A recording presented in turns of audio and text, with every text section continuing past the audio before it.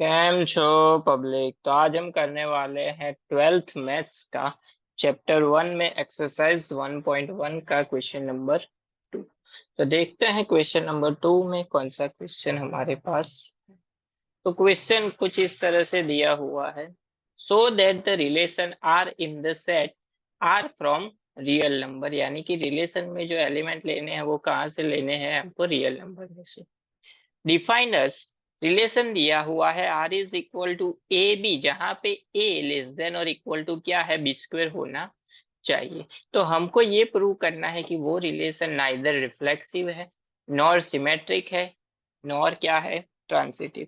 यानी कि तीनों में से एक भी रिलेशन यहाँ पे नहीं दिखा रहा है, वो हमको यहाँ पे प्रूव करना है। चलिए देखते हैं कि कैसे सॉल्व करेंगे। तो सबसे पहले तो रिफ्लेक्सिव के लिए देखते हैं। रिफ्लेक्सिव होता क्या है, यानी कि रिफ्लेक्सिव जैसा नाम वैसा ही काम। रिफ्लेक्सिव मतलब खुद का ही रिफ्लेक्शन। यानी कि मान लो कि कोई एलिमेंट ले लिया हमने ए, वो उसका ही रिफ्लेक्शन कहाँ पे मिलेगा, ए में। यहाँ पे ए बी है, वहां पे क्या आ जाएगा, ए ए। वो बिलोंग्स टू आर होना चाहिए। लेकिन यहाँ पे देखिए कि अगर हम लोग मान लो कि कोई ले लेते हैं 2 and 2, तो क्या हो। चलिए, फॉर्मूला यहाँ पे है। तो एक ही जगह पे आ जाएगा 2, लेस देन और इक्वल टू 2 का क्या हो जाएगा, स्क्वायर। तो ये तो क्या है, 2 लेस देन और इक्वल टू क्या हो जाएगा, 4। तो ये बड़ा तो है, ये कंडीशन 2 के लिए सही है कि ग्रेटर है 4। 2 लेस देन और इक्वल टू 4 है, लेस देन 4 है लेकिन इक्वल टू नहीं है, लेकिन चले। चलिए अब वैल्यू देते हैं हम लोग ऐसी कि जिसके लिए पॉसिबल नहीं होता है। तो जब भी आपको reflexive, symmetric and transitive prove करने का आए, तो आपको ऐसी वैल्यू सोचनी है जिसके लिए वो कंडीशन सेटिस्फाई ना करता हो। आपको ऐसी वैल्यू बहुत सारी मिल जाएगी कि जैसे कि हमने लिया कि 2 2, तो ऐसी वैल्यू बहुत सारी मिलेगी जिसके लिए सेटिस्फाई होता हो। लेकिन ऐसी वैल्यू आपको सोचनी है कि जिसके लिए ये कंडीशन क्या हो, रॉन्ग हो। चलिए देखते हैं कौन सी होगी। चलिए अगर हम लोग ले लेते हैं 1/2 एंड 1/2, तो क्या होगा, बिलोंग्स टू आर है वो पता है। लेकिन देखिए आर, यहाँ पे रियल नंबर वाला आर है। अब देखिए एक ही जगह पे 1/2, तो 1/2 लेस देन और इक्वल टू 1/2 का क्या हो जाएगा, स्क्वायर। यानी कि ये क्या हो जाएगा, 1/2 लेस देन और इक्वल टू 1 क्या हो जाएगा, 4। तो ये चीज गलत है, ये क्या हो जाएगा, 0.5,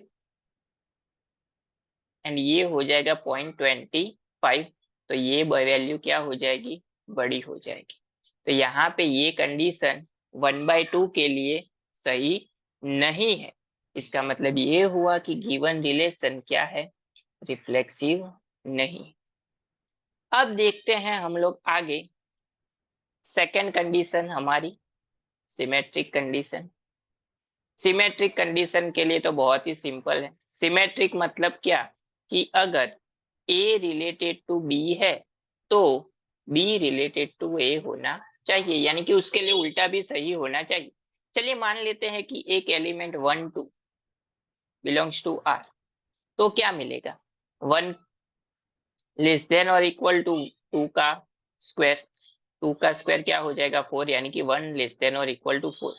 ये सही है कि 4 बड़ा है 1 से। लेकिन अगर हम इसका उल्टा ले लें तो क्या होगा, यानी कि 2 रिलेटेड टू 1, तो क्या होगा, तो यहाँ पे आ जाएगा 2 लेस देन और इक्वल टू क्या आएगा, 1 का स्क्वायर। तो वो ही क्या मिलेगा, 1, यानी कि 2 लेस देन और इक्वल टू 1। लेकिन ये कंडीशन क्या है, गलत है।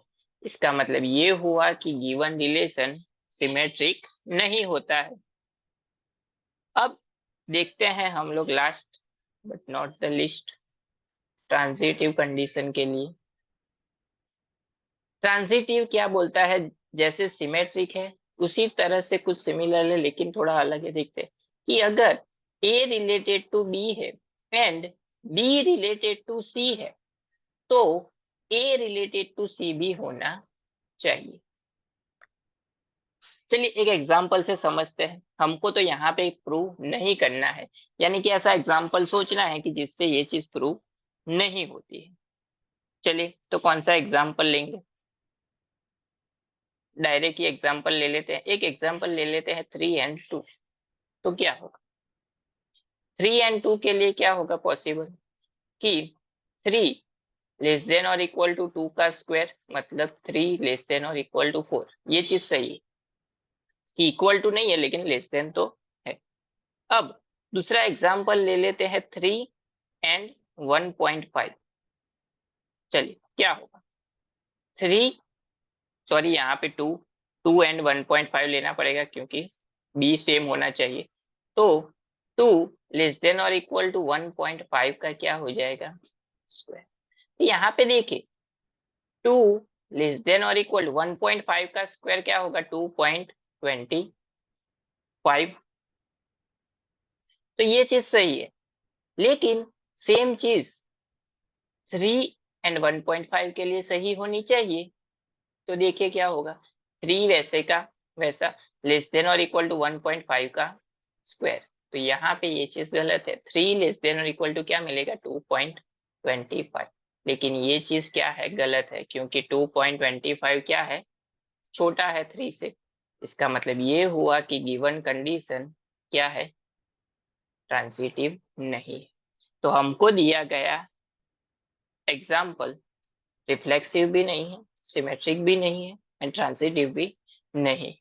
तो आपको ये चीज याद रखनी है कि जब भी आपको इक्विवेलेंस रिलेशन या फिर रिफ्लेक्सिव, सिमेट्रिक एंड ट्रांजिटिव का एक क्वेश्चन आए तो आपको ऐसा एग्जाम्पल सोचना है कि जिसके लिए वो कंडीशन सेटिस्फाई नहीं होती है।